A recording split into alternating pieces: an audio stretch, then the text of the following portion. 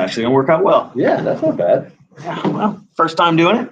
Yeah, right. So, anyways, it was convenient to have the poster handy. We can put that up. For those that don't know Chris Donlan is the SD-WAN genius that has continued to teach me the things that I know.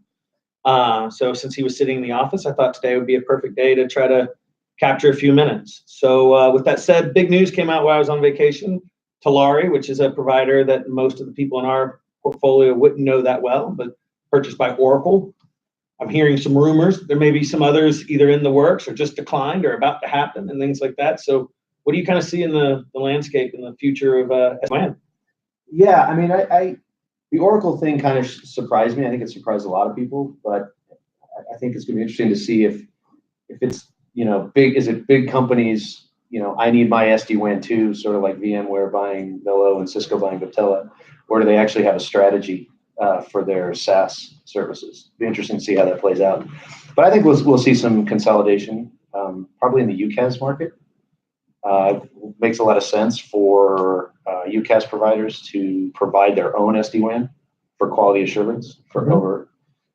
There's a couple of providers out there that use certain SD-WAN providers to power, their quality assurance. So it just kind of makes sense. I think we'll see that first. I'm playing a little devil's advocate. Doesn't it potentially hurt a UCaaS provider to pigeonhole themselves into one SD-WAN solution? You may have a customer that's invested in SD-WAN as a separate project because a lot of companies still see those as independent and separate categories. In fact, some of them are different departments, right? You've got your communications, maybe your networking department might be coming out of two different things, and they're not going to want to support a cascading SD-WAN type of deployment. Yeah, I think that is an interesting perspective to look at.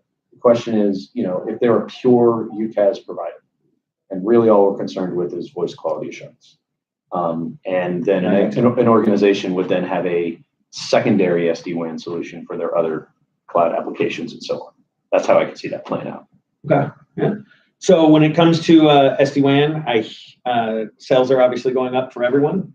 Lots of big things going on in that space. Some good things for you guys as well.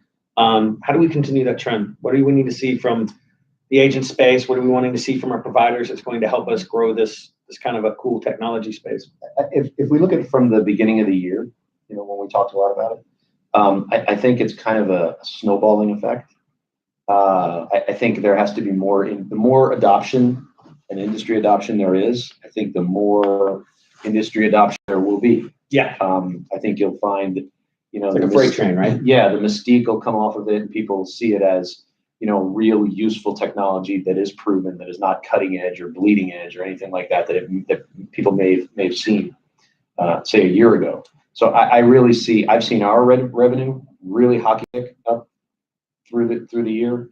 I would really expect that trend to really grow in 2019. But it's not going to have it on its own.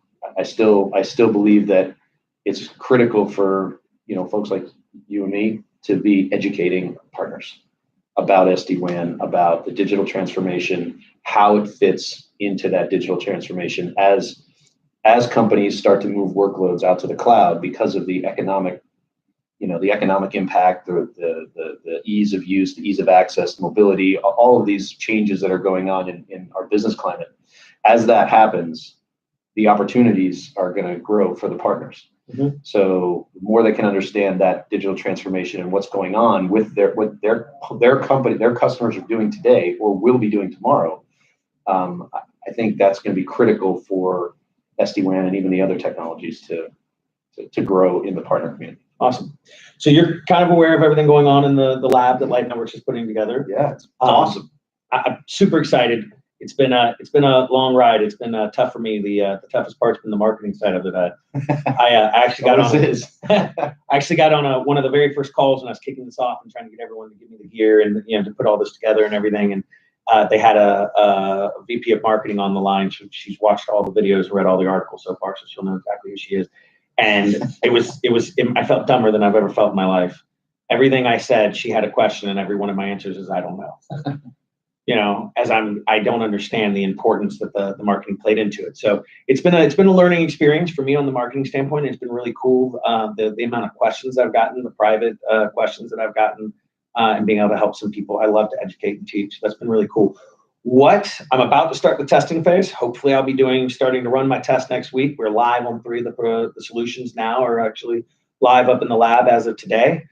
Thank you for all the hard work from CBTS, TPX, and Versa. We got y'all's boxes all up and going now.